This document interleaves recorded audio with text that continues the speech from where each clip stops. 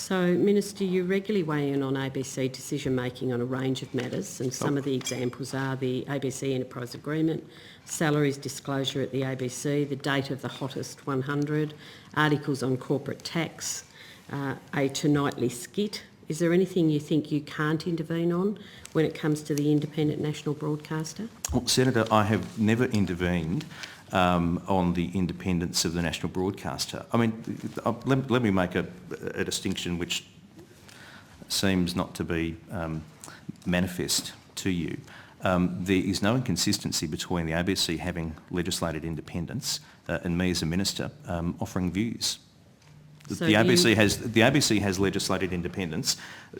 The only conclusion of what you're saying could be that the ABC somehow are not upholding their charter and are not acting independently in relation to programming and editorial matters. Minister, can I ask, when you express those views, do you express them to the chairperson of the ABC or the management? Look, it varies. Sometimes I'll chat to the chair. Sometimes I'll chat to Ms Guthrie.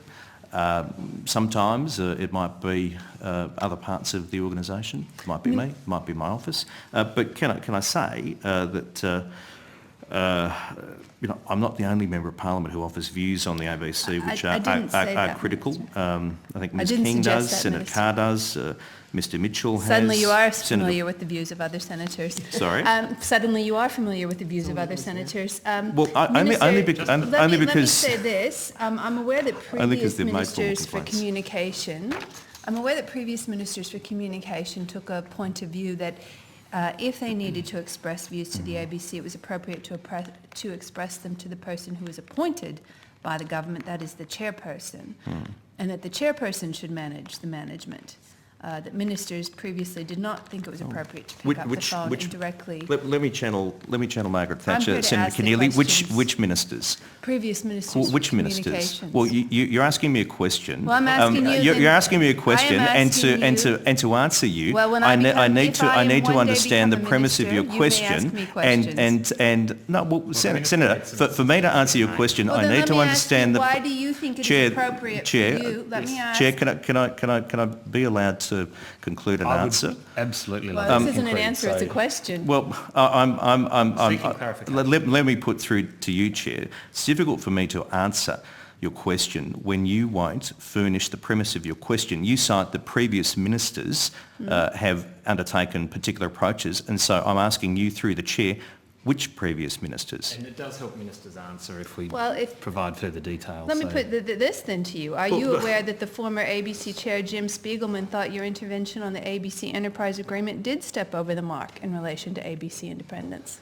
Well, no, I don't think he did think it stepped over the mark. As you're probably aware, Senator Keneally, the ABC Act, Senator Keneally, has a specific provision that the ABC should have regard to government policy. Now, what I did on that occasion with Minister Cash was to write to the ABC, as had previously been done, I think, by my predecessor, to advise them of a government policy in relation to enterprise bargaining. Now, the ABC Act saying that they need to have regard to government policy doesn't mean that the ABC is bound to follow government policy, but what it means is that they are bound to consider the government policy, and then it's open to the ABC as to whether to follow that government policy or not. But in no way, shape or form does it impinge the independence of the ABC for me to write to the ABC advising them of government policy, because the ABC Act expressly provides for the Minister to write to the ABC to advise them of government policy, and the Act gives the ABC the capacity to consider that and to either accept it or not. On that occasion, the ABC did not accept that. No impinging on the ABC's independence. Back to my original question well, then. Because you've lost interest now in the issue of the enterprise agreement. No, because I'm quite interested in your view on your relationship between you as Minister and the ABC management.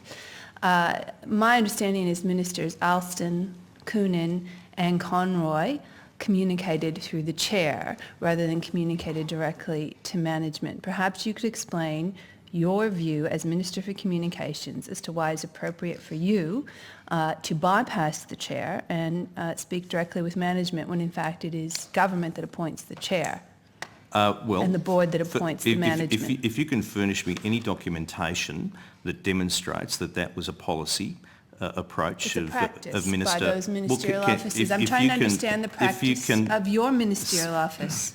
If you can furnish, Senator, any documentary evidence that that was a practice or a policy of Mr. Coonan, of Ms. Coonan, or Mr. Alston, or Mr. Conroy, I'd be very interested, because you're dodging the question, Minister. You're not answering the question, which is the practice of your office. Senator Keneally, I hadn't finished answering the question. What I was about to say was that I would be very surprised, in fact amazed, if the only channel of communication of those ministers was through the chair, that they never had conversations with the managing director of the ABC.